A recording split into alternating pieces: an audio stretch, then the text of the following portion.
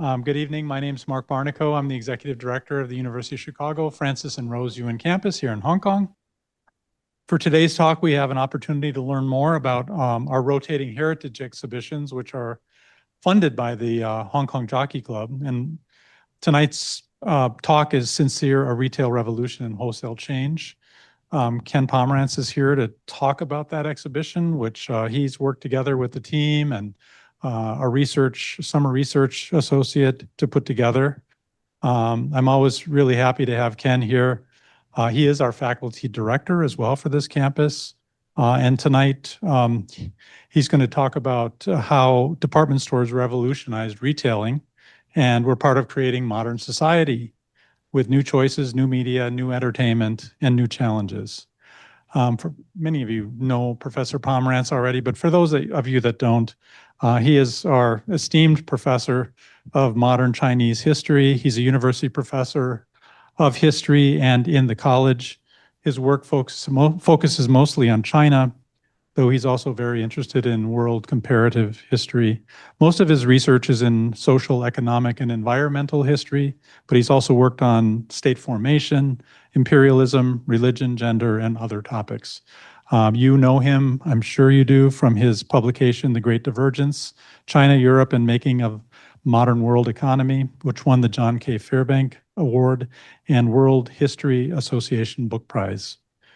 He's also been working on another book, Why is China So Big?, which tries to explain from various perspectives how and why contemporary China's huge landmass and population have wound up forming a single political unit. Without further ado, let me turn it over to Professor Pomeranz.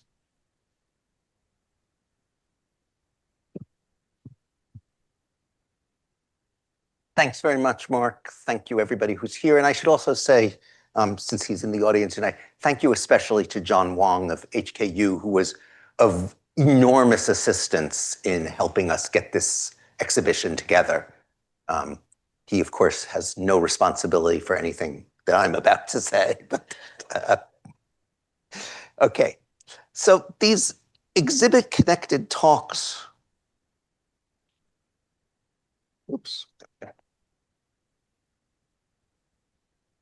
are always a little bit awkward. I don't want to repeat the exhibit, but some background is necessary, particularly for those who haven't seen the exhibit. So I'll start by narrating some key moments in Sincere's history, and then discuss some reasons why that story is significant and remains so, even in an era when department stores are hardly the cutting edge of retail anymore, and Sincere itself has become largely an investment and business services company with just a few retail outlets. Ma Ying-piu. Come on. Why is this not moving? Okay, there we go. Let's go back.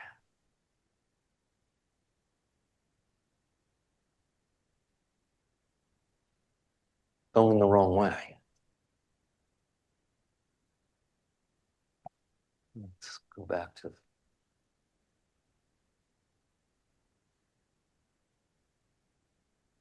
Okay, so there we are. Ma Ying-biao, or Yingpiao in Cantonese, was born in 1860 in what was then Xiangshan County and is now Zhongshan County, Guangdong. His father, like many of Zhongshan's poor, soon became an indentured contract laborer working in Australian mines. Crucially, though, Ma Sr. managed to send enough money home so that when Yingbiao also left, first to Hong Kong, where he married, and then to Australia, he could pay for his own travel and therefore arrived free to choose his employment. Before long, he'd become a wholesale produce vendor, connecting Chinese farmers in Australia with grocery stores and vendors. He also got involved in forwarding migrant remittances back to China. These two middleman roles, aided by his learning English very rapidly, made him relatively wealthy and an important figure in the Chinese-Australian community. Meanwhile, Ma met many other overseas Chinese businessmen, including several who also came from Zhongshan.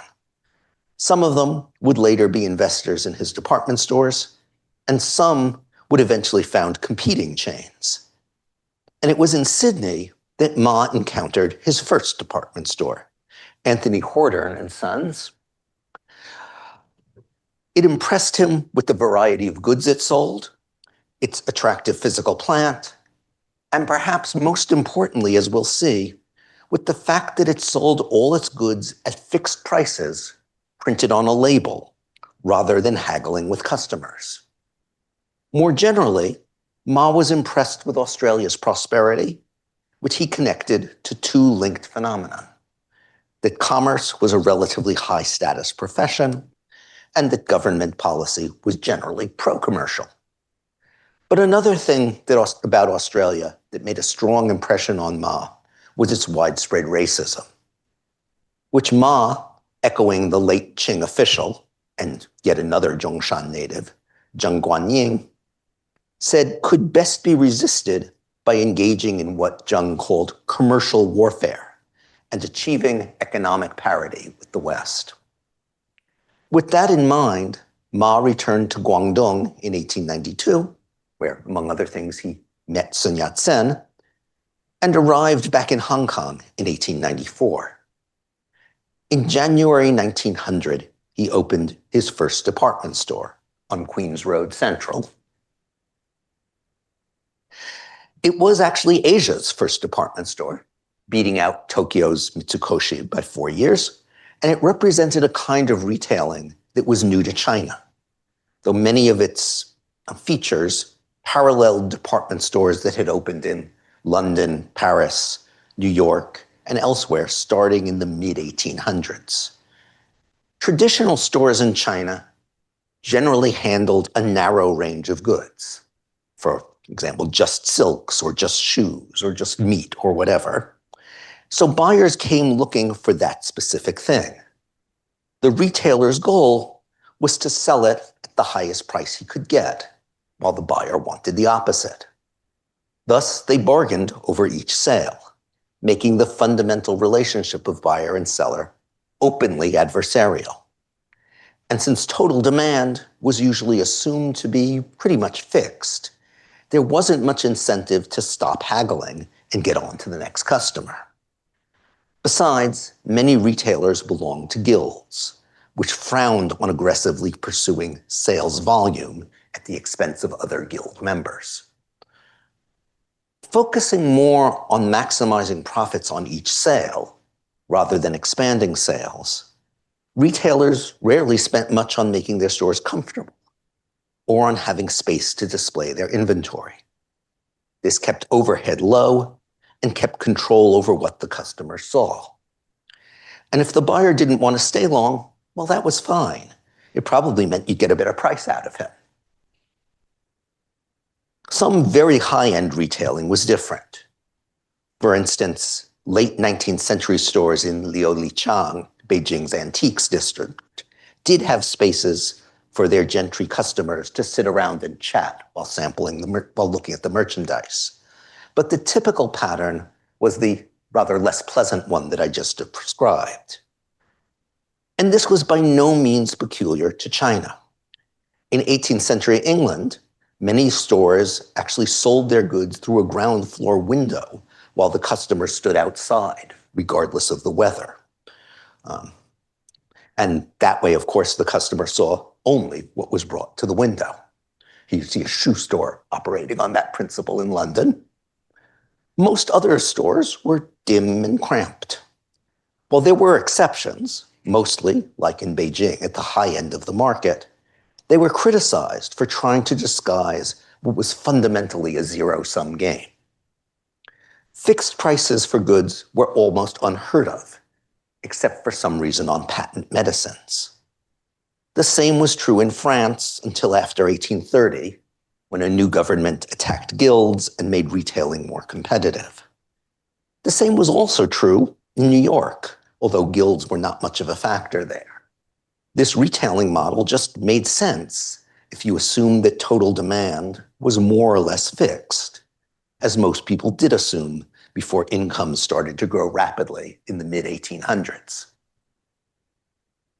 And the department store represented a radically different model. More than any other single point, Sincere's advertising in its early years stressed that they gave customers a fixed printed price rather than haggling. Here you see one of their early stores in Hong Kong where that's emblazoned on the wall in Chinese. And here you see a piece of their wrapping paper that also makes the same point. Salespeople, who were generally younger than those at traditional stores, were urged to be friendly, and the stores had places to sit while looking at merchandise, which was, of course, also much more varied than in traditional stores. Customers making major purchases were sometimes offered a cigarette or a cup of tea. The customer was supposed to consider the salesperson not as somebody to match wits with, but as a friendly advisor who knew the goods and would help you figure out what you needed, as in this ad. We'll talk about this ad more later, but basically, this man is completely at a loss as to what to get this woman, who is rather ambiguously possibly his sister, possibly his girlfriend, until he hits on the idea of going to Sincere, where the friendly salesman tells him exactly what to get, and at the end, everything ends up happily. Of course, we might look at this and see a more subtle kind of adversarial relationship, because the salesperson and the store in general might no longer be trying to get you to pay as much as they could for a given item, but they certainly were trying to persuade you to buy as many items as they could get you to buy, whether or not you had arrived thinking you needed them. Indeed, the whole store was set up to do this, to expand demand, partly by making shopping itself entertainment rather than a chore. To begin with, the same features of the store that made shopping convenient and comfortable also made it a place to experience modernity.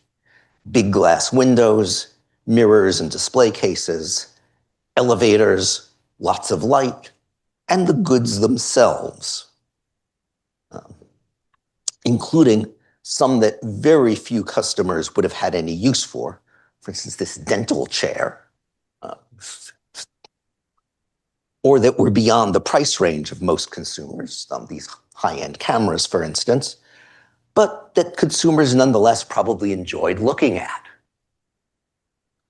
Having places to sit further encouraged the new practice of window shopping, with the idea that crowds grew more crowds.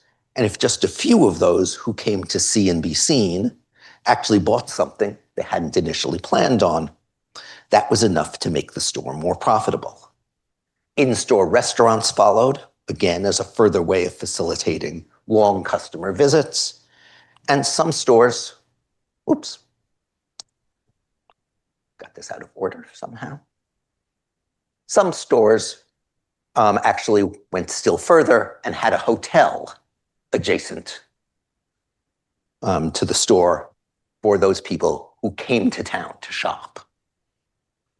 Perhaps the most famous examples of this trend towards trying to bring customers in and just figure they'd buy something eventually were the rooftop gardens and entertainment centers that Sincere and its imitators introduced, both in Hong Kong and at many of their mainland stores.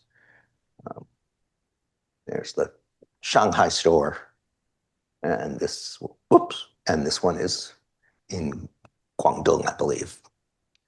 These places featured opera and other live performances, nighttime movies at a time when movies were best watched outdoors at night because there was no air conditioning, food, tea, and sometimes alcohol, and often the best views of whatever city they happened to be in.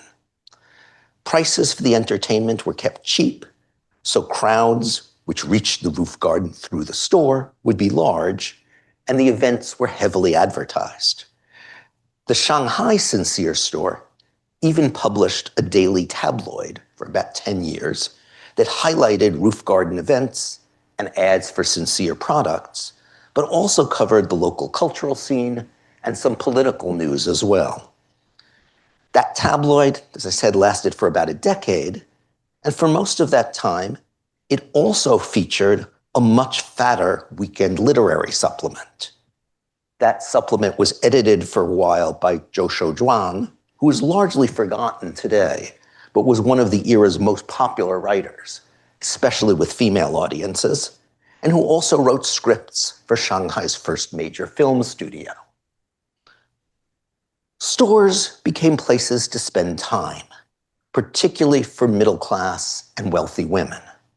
Shopping became an activity that you wouldn't hand off to a servant, as people used to do, especially respectable women who were not supposed to appear in public except on special occasions, like, for instance, festivals. But now shopping was considered safe, fun, and even educational. It was a chance to learn what people of your class, or the class you aspired to, were supposed to want and to have. I'll get back to the point about learning what to want a little bit later. This formula was extremely successful. Sincere struggled for its first couple of years, partly due to a typhoon that wrecked much of the store, but it had become profitable by 1903, 1904, and then it took off. By their 25th anniversary, they had several Hong Kong stores. They had stores in 13 mainland cities. Here's the most famous one in Shanghai. An extensive mail order business, a significant fleet of ships and trucks, some restaurants and hotels, and a large number of factories.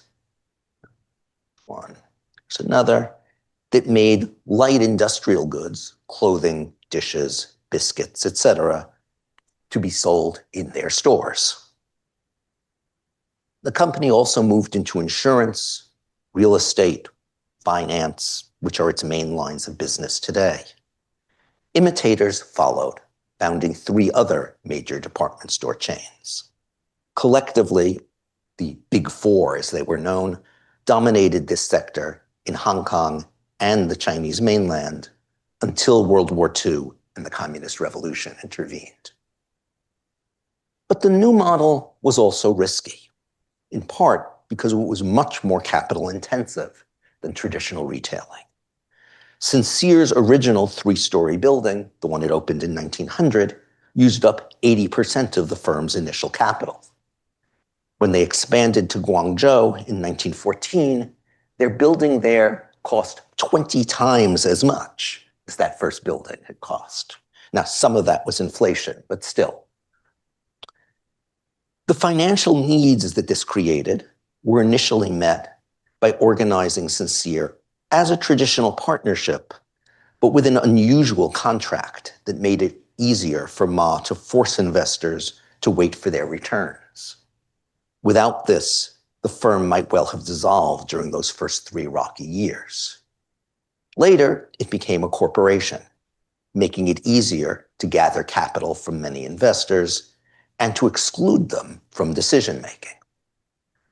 But while this separation of ownership and management gave Ma the flexibility he needed to undertake rapid expansion, the firm's relatively illiquid finances caused a crisis when the Great Depression hit China with full force in 1935. Traditional retailers, who had most of their assets in inventory, could sell them to raise some cash, and those traditional retailers also had low overhead. Sincere had to mortgage its buildings to HSBC just to have enough money to stay in business. Had World War II not intervened, the company might have recovered when the business cycle turned up again.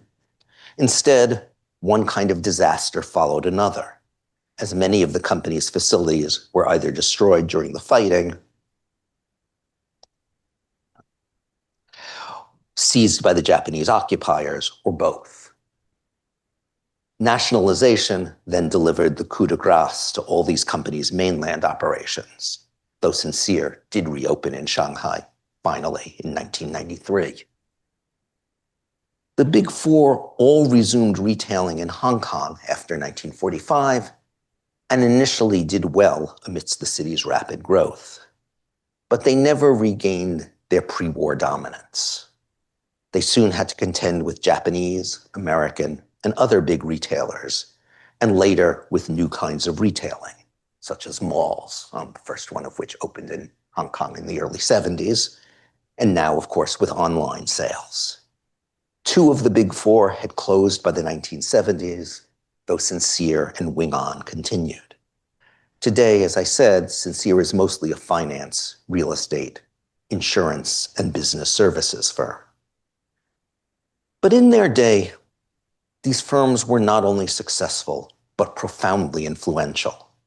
So let's return to looking at their innovations and their significance.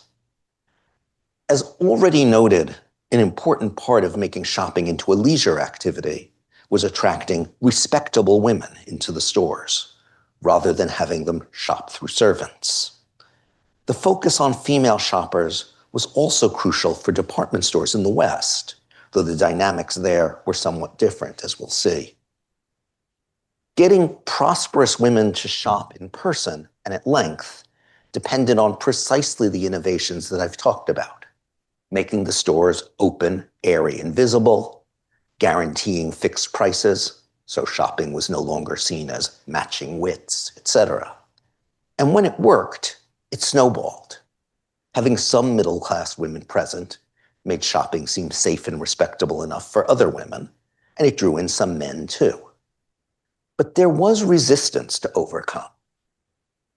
When women of all classes had while women of all classes had for centuries visited shops and temple-sponsored fairs on special occasions, here's the famous scroll along the river at Qingming Festival, a little portion of it, showing well-dressed women visiting a shop. But the point was precisely that those were special occasions. Under ordinary circumstances, this was not something that respectable women were supposed to do, and certainly not on their own. When the city of Suzhou opened a so-called modern-style commercial district in 1897, where the stores had more attractive facades and there were paved sidewalks, young men and women began using it as a place to take a stroll, and the authorities responded by closing it down. Similarly, in 1906, Chengdu opened a new so-called Center for Promoting Industry and Commerce, a complex setup for shopping with tea houses as well as stores, plus, by the way, the city's first running water. But when 5 women went shopping there unaccompanied, it caused a riot, and constables had to come escort the women home. Liulichang, Beijing's famous art and antiques area, famous as a place to buy upscale merchandise, was a bit more open to women, but not that much. On the one hand, by the late 1890s, a few elite women who were noted antique collectors in their own right and related to famous men were tolerated hanging out in the area. One elite women's club held a charity fundraiser there in 1907.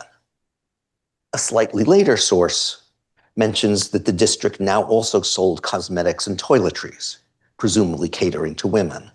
But it's not clear when that began and whether these were full-time shops or temporary vendor stalls. And in 1902, when a restaurant opened in Liulichang, where men and women could sit together, police claimed that the women were prostitutes and reimposed sex segregation. In Paris, London, and New York, complaints about female shoppers were less overtly sexualized, but there were other gendered concerns. Paris police, for instance, complained repeatedly that because women had less self-control than men, putting goods out there where they could reach them was simply too much temptation, which was turning otherwise respectable, decent, and solvent women into thieves. In fact, that's where the word kleptomania came into use, first in French and then in English. It suggested that these middle and upper class women had fallen victim to a kind of disease rather than simply being dishonest like lower class women who were caught shoplifting. In a truly bizarre footnote to this, at least one so-called expert, a PhD psychologist, claimed that women of respectable classes were most vulnerable to this particular hysteria that led them to steal when they were menstruating.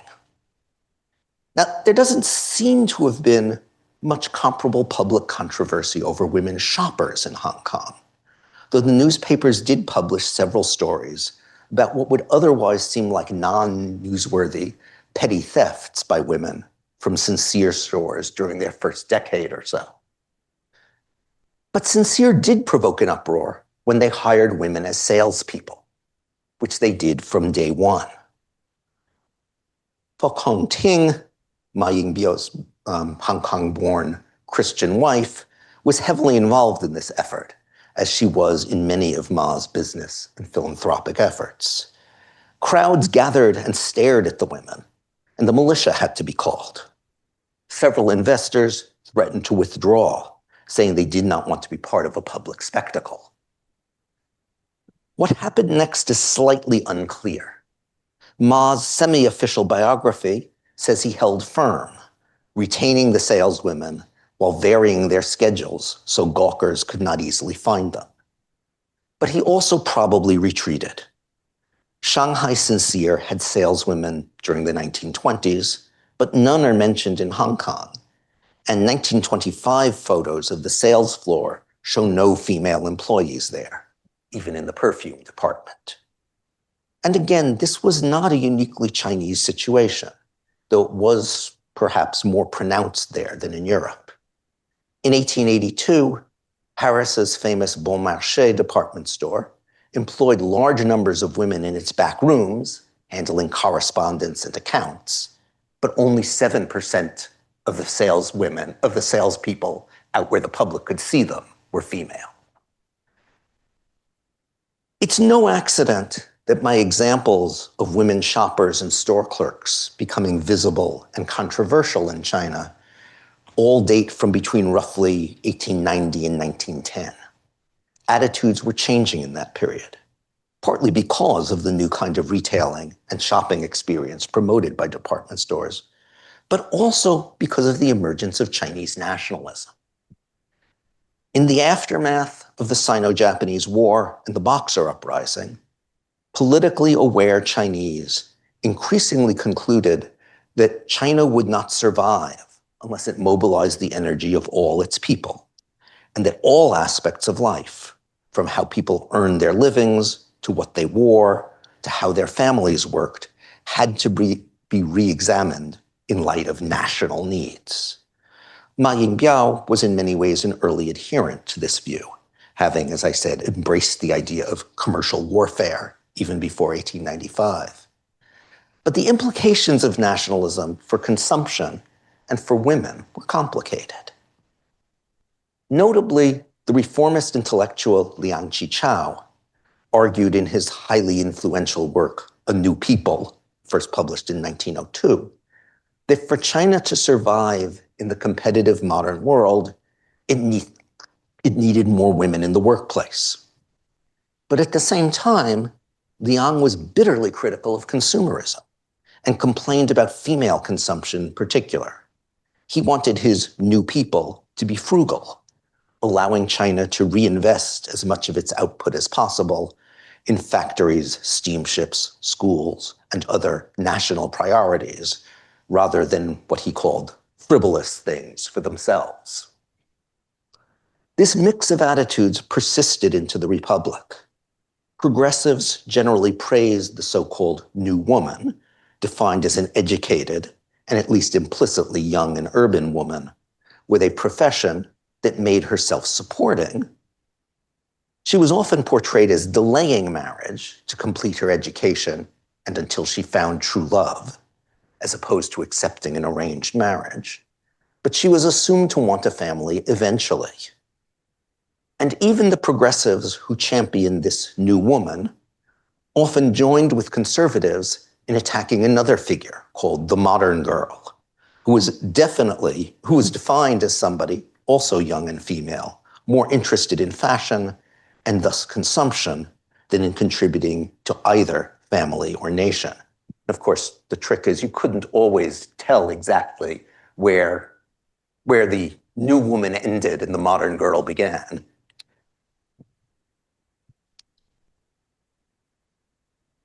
So, at any rate, the female consumer whom almost everyone approved of was, we don't want this one yet. The female consumer whom almost everyone approved of was the middle-class housewife, a grown-up new woman who had also grown more conservative. She was educated and glamorous enough to be an interesting companion for her modern husband, but not heavily focused on her own career or on looking good for its own sake. Instead, she used her brain power to manage the home intelligently, choosing nutritionally valuable foods, including some that were not traditional in China, such as cow's milk,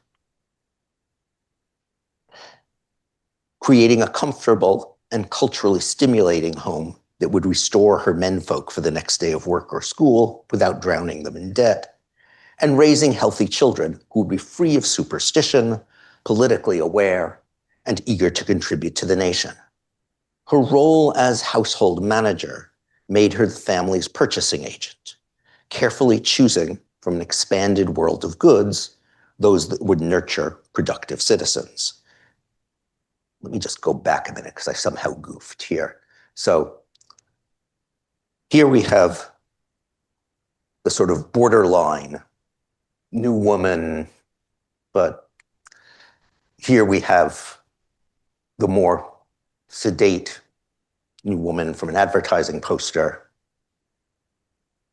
And, okay.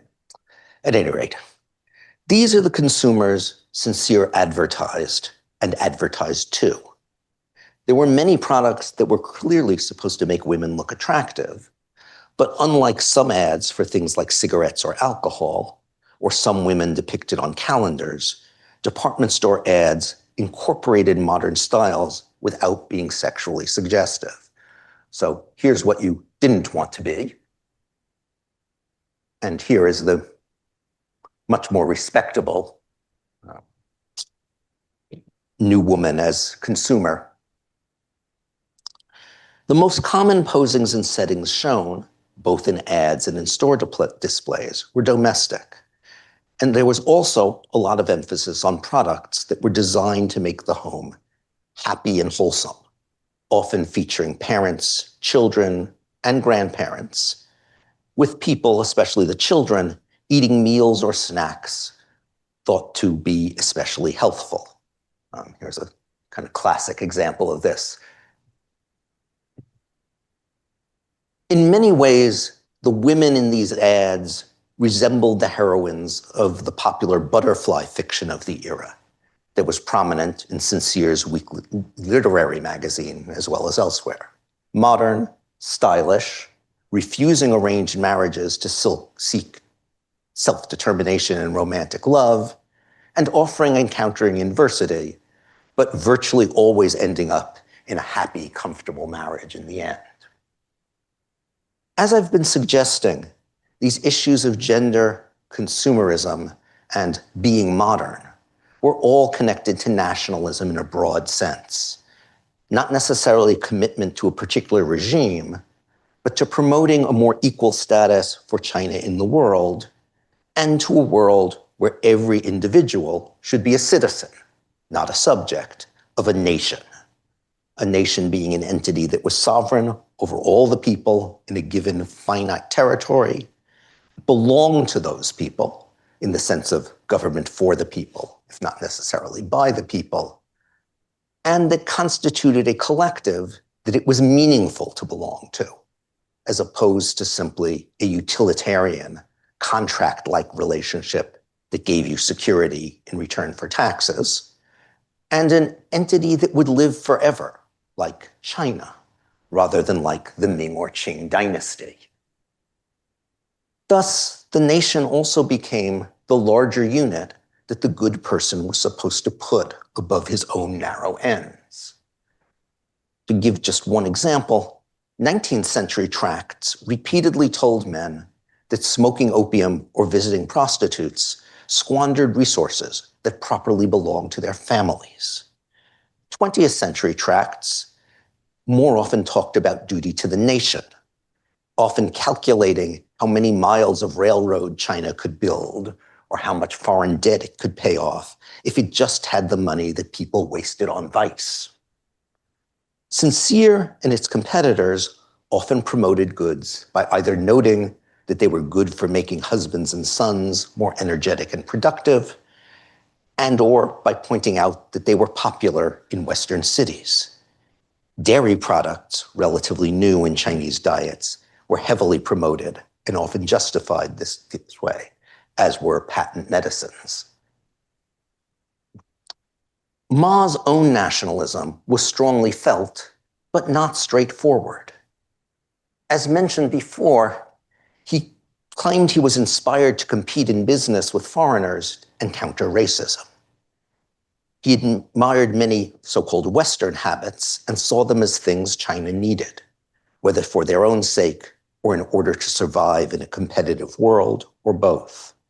He cited the one-price practice as an example of how Western merchants were, in his view, more honest than Chinese ones, and saw that in turn as the key to the state valuing them and fostering their interests. Ma was also a committed Christian who closed stores on Sundays for years, much to the dismay of his investors, and encouraged workers to come to church services, which seem to have been more about good habits, sobriety, helpfulness, etc., than transcendence or salvation. Sincere also stayed firmly away from any kind of racialized nationalism, promoting a more or less hybrid Sino-Western identity. You see that, just for instance, in this ad, which combines references to, quote, women of our nation, clearly referring to China if you read the text. And of course, the text is in Chinese. But with the person who is saying our country, if you look at him, looking probably more Western than Chinese, or at the very least ambiguous. Politically, Ma gave a lot of money and other help to Sun Yat-sen's Tongmeng Hui and to the early Kuomintang. And he joined Sun's anti-warlord provisional government based in Guangzhou in 1917. But he declined a request to do this again in 1924. He was much more committed to anti-Japanese boycotts than to anti-British or anti-American ones. He had a cordial but cool relationship with the British authorities here in Hong Kong, cooperating on disaster relief projects and some other things, but generally keeping a public distance. For instance, Sincere's 1925 anniversary volume has pages upon pages of calligraphy and congratulatory messages from Chinese politicians across most of the political spectrum, but absolutely nothing from any British official in Hong Kong.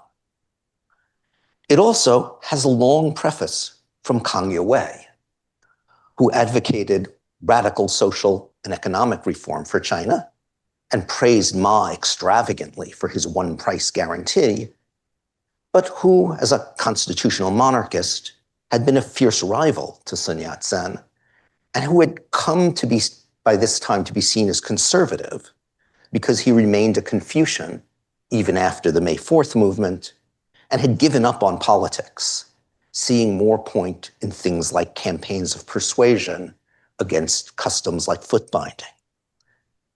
Perhaps most interesting of all is the one piece of fiction in that 460-page anniversary volume. It's a fantasy set in 1950, in which the author describes Sincere's future growth. In it, Sincere owned stores worldwide, including what was by far Shanghai's biggest building, and it sold almost all Chinese-made goods. But interestingly enough, that imagined Shanghai megastore was still in a foreign-ruled international settlement. Ma was very proud of the progress Sincere made towards producing more of the goods it sold in China and Hong Kong. And he often promoted those goods specifically as national products. Here's one such ad. And here's if you see the bottom of this is one of Sincere's factories, and it says that everything here is a pure national product.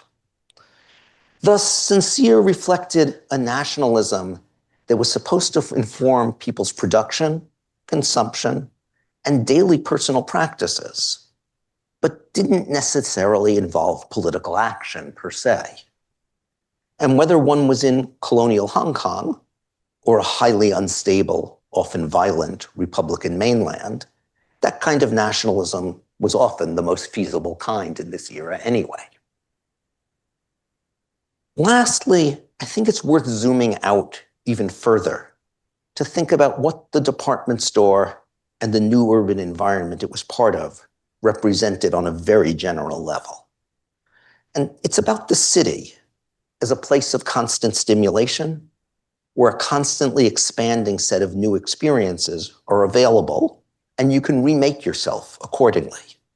A big contrast from a city imagined as a place dominated by temples or government offices. It's a place that offers both incredible choice and dangerous opportunities to get overwhelmed. You want to be a sophisticate who knows what to wear, how to act, what to buy for yourself and for others, and not to get pulled in over your head, like this young man who winds up fleeced in this 1935 comic book guide for out-of-towners visiting Shanghai. Sincere and other outposts of respectable consumption instead offered you a guide on how to enjoy yourself, but be responsible, remain in control, and wind up admired for your savoir-faire. The model that one was supposed to aspire to resembles the ad I showed before about the man who initially has no clue what gift to buy. And with the help of the salesman, he gets it just right and is rewarded with a heartfelt but chaste kiss of appreciation. It's noteworthy here that his relationship to the woman he's buying for is left ambiguous. She calls him Da Ge, which could be either big brother or boyfriend in the patois of the time. In a world where changing fashion, rather than timeless custom, set the rules for proper behavior, the consumer has the chance to choose products and activities that help him become who he wants to be.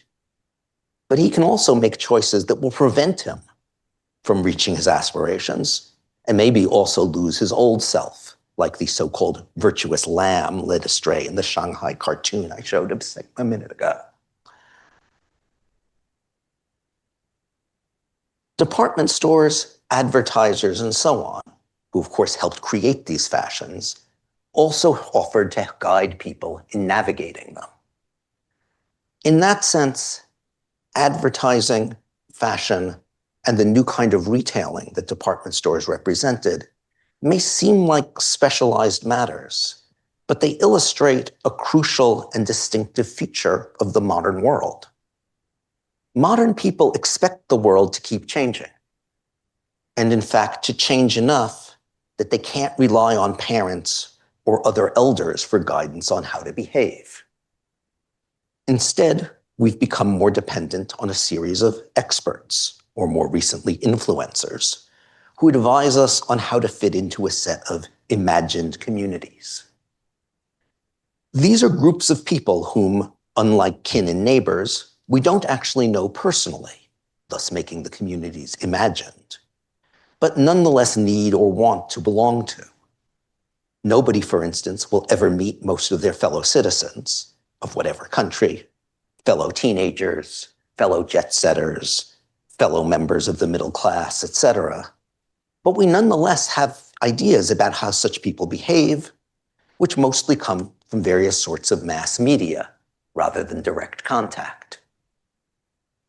And since we can't actually meet most members of these groups, we get many of our cues about what is required in order to belong to them from people who are appointed or appoint themselves to tell us that.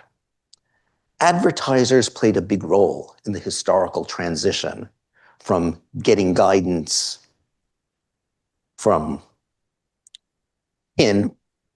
elders, etc., to getting guidance from knowing strangers, providing both implicit and explicit advice about everything from what clothes to wear, to what soap to use, to where to vacation. This advice often went along with a complementary message that people should not rely on their immediate communities. Parents just didn't understand what the new generation needed. Friends might be too polite to tell you you needed mouthwash. Clergy and teachers had a plan for you, but it wasn't what you wanted.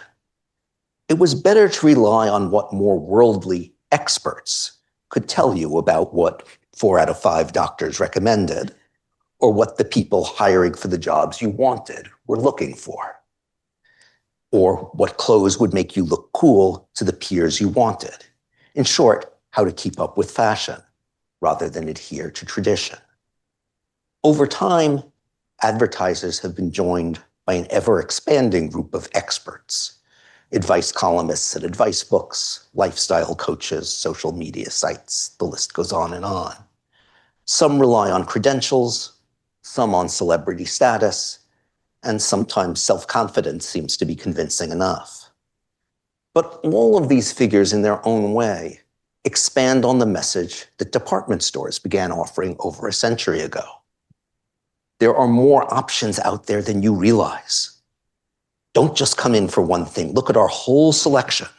We'll help you figure out what you really want. For better and worse, that's the world we live in, and it's the world that Sincere helped China enter. Thank you. I'm sure Professor Pomeranz will take some questions if you have any. Raise your hand. John, how about you? Always have a question, don't I? Yeah. Professor Pomeranz, lovely to hear your perspective of the department store.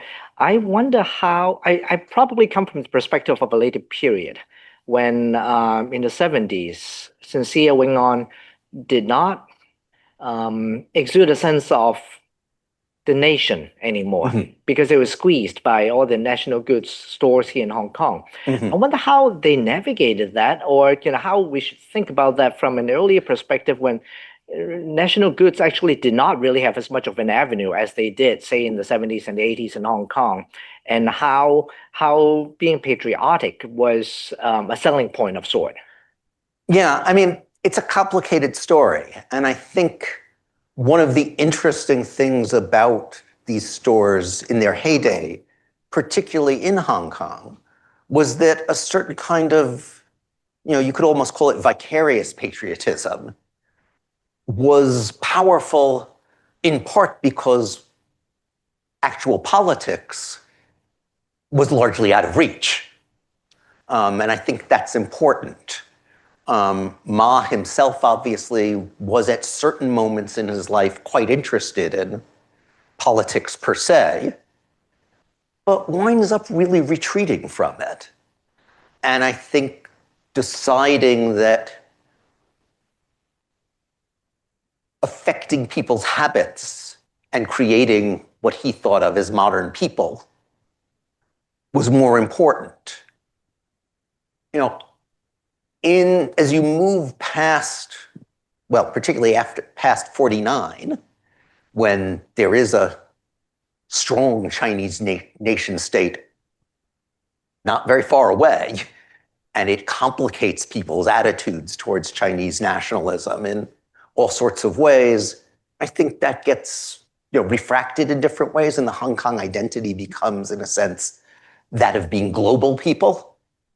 But it's still obviously very much one of being modern people. And that doesn't change. And that, I think, is just absolutely central to retailing all over the modern world. I mean, in China, it gets introduced together with nationalism, but that didn't have to be the case. And it wasn't the case everywhere. Hi, Professor. My question involves that you earlier mentioned about Sincere being an international brand with its subsidiaries in both Chinese mainland and Hong Kong.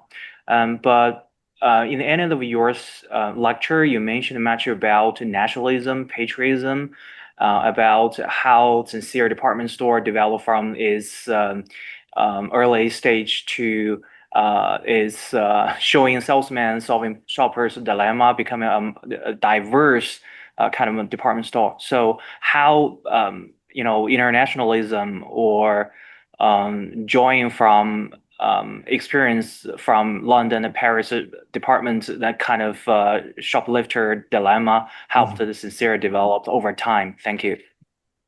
Yeah, I mean, part of what inevitably has to be telescoped in a fairly short talk like this is that nationalism, almost by definition, takes place in a world of multiple nations, right? That's one of the things that makes it different from commitment to, say, a religion, right? Because you can dream of a world in which everybody will be Christian someday, or everybody will be Muslim, or everybody will be whatever. Nobody dreams of a world in which everybody will be Chinese or everybody will be Brazilian or whatever. Nations are finite. And particularly in a period in which China was perceived as being behind, part of what it meant to be helpful to the nation was to have a reference peer group that's actually global, right? I want to be just as modern as the people in London or Tokyo or New York or whatever place is seen as, the place that sets fashion at that moment. And of course, that's part of what then gives all of this momentum, because of course, of the people who dream of being, just like, let's say their fellow teenagers in New York at a certain point, or London at another, or whatever, you don't actually have any direct experience of those people, right? And that's where media, including advertising, come in, right? They sort of tell you what your aspirational peer group is doing, supposedly, and encourages you to want to do that as well. And so oddly enough, by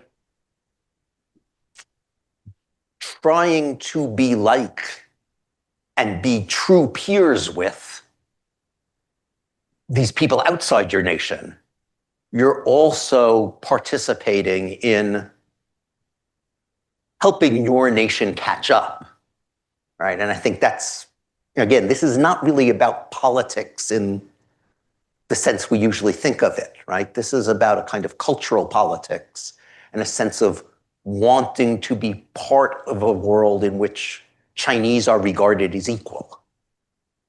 Yeah, I totally agree with you, because in one of your slides, which indicates the ad discussing the beauty traditions of the cosmetic of women of our country, all enough, it shows the European guy showing off the advertisement, as you mentioned earlier before, trying to catch up with the latest trend in overseas countries, rather than a Chinese gentleman showing the ads. I think this correlates with what you earlier mentioned before. Thank you.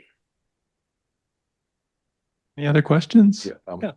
I know it just occurred to me when I note, and I'm only talking about my experience of looking at department stores in Hong Kong, which might be wrong. But you say about the nationalism, but in my impression, you could say there was Sincere and Wing On, and maybe Sincere fell behind Wing On, but then they all fell behind the Japanese department stores like Matsukushi and Matsuzakaya and Sogo, who seemed to push them out of the market to some extent, and Sincere even more. And then you've got maybe Japan Home Store, which isn't really very Japanese, but has kind of even pushed all the rest of them out, because the department store has kind of fallen away, even those big Japanese ones. But if they were nationalists, then the Japanese pushed them out, as far as I could see, more recently. So, yeah, I mean, and I did, as I said, I mostly focused on the period when these stores were really in their heyday. And starting in the 50s, they do face a lot more competition from Japan and to some extent Euro-American stores as well. I think what remains is that looking for the place that signifies being modern, right? And that does at a certain point, I mean, particularly in the post-war world, where Japan no longer poses a threat to China, right? It becomes easier to be both a loyal Chinese and admit to a sense that, hey, Japan or a Japanese store is where I go to find the stuff that helps me be the person I want to be, right? That would have been much more uncomfortable in the 1930s when Japan stood for, an immediate political and military danger. In the 50s, that's not a problem anymore. And so I think that's part of it. But, also, I don't want to abstract too much away from the particular decisions of particular businesses, right? And it's just clear that a lot of Japanese firms made a lot of the right choices in the 50s, 60s, and 70s and figured out how to win consumers, whether they were here or in the United States or in Europe or wherever. Big models only go so far, and the particular decisions that particular firms made matter too. We have a couple online questions. Okay. How did Sincere position itself in the strikes that ravaged Hong Kong and urban China, especially in 1925, with its dilemma being between its business operations and national politics? Yeah, so the 1925 situation is quite interesting and quite complicated. So Sincere resisted unionization. They resisted unionization partly by giving fairly significant wage increases, which just happened to have coincided with periods of labor militancy. So they never said, we're doing this as a concession because we don't want our workers protesting like elsewhere. But there's no mistaking the pattern. It was also a very paternalist employer, which had huge inequalities in the wage scale. So people at the bottom were not well paid, but was pretty good on various kinds of welfare measures.